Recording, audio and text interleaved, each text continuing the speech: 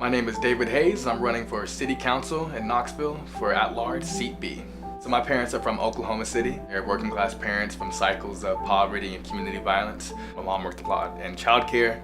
My dad worked a lot as an electrician, and now he works in a Nissan car plant. They were very much into religion, making sure the Christian church was actually less racist. So I actually grew up in a very anti-racist kind of environment. My parents were constantly pushing back against racism within the church and constantly exposing me to the racism around us. My first act as an activist was actually when I was a freshman in high school. I remember walking into school on Black History Month and being super excited about it being Black History Month. I practically came in, my fist raised, and then I realized there wasn't anything going on. I took initiative, took a step to make sure, like every morning on our televised announcements, I would say a Black history fact. And organizing really came when I was in college. I started to learn about climate change, and not only climate change, it's all the people who are suffering and dying from pollution. Seeing a mountaintop removal site and knowing that my ancestors have always fought against injustice, and the reason why I was even able to be in college is because I worked with my ancestors. So I was committed to organizing. Then it was in a student context, organizing other students for environmental justice and for power on our campus so that we could actually do things that we needed to do.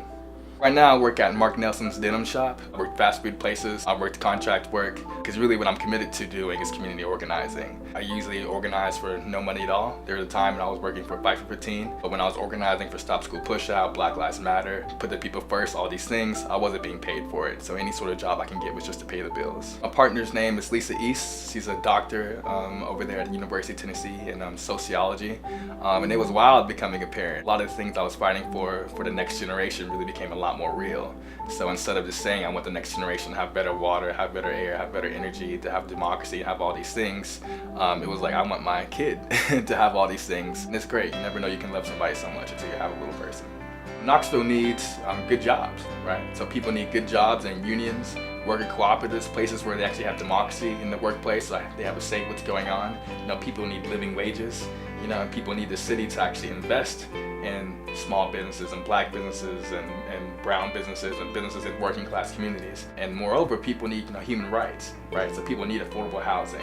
We need to put serious money into making sure that people have homes and making sure that people have services and programs, making sure that young people have youth programs so they can get out the streets, making sure people have access to health care, making sure that the community is being funded. We need democracy.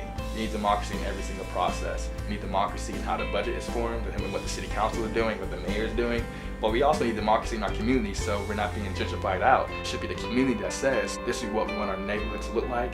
This is the things we want in our community. These are the services, these are the grocery stores, whatever that we need, and that be prioritized instead of just wealthy developers and corporations coming in and making it into a community that's actually not inhabitable by the people who currently live there.